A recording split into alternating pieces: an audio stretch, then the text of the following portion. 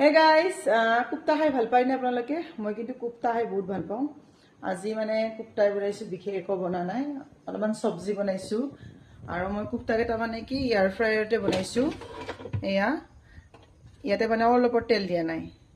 তেলত মানে বেছি মানে বনালে ভাল নহয়, আমাৰ মানে বেয়া তেল বেছি খালে। সেইকাৰণে মই এইটো কিনিছোঁ এয়াৰ ফ্ৰায়াৰটো। ইয়াত মানে বনাব আপোনালোকে, ধুনীয়া ক্ৰিস্পিও হয় আৰু কুপ্তাকেইটা একদম ধুনীয়া হৈছে ইয়াত। আৰু অলপমান আজি মানে বেছি মানে হেভি তৰকাৰী বনা নাই। এয়া নেচেৰা ভাজিছোঁ আৰু দালি বনাইছোঁ। আজি মই সেনেকুৱাই খাম, ইমান মানে মাছ মাংস মোৰ খাব ইচ্ছা যোৱা নাই।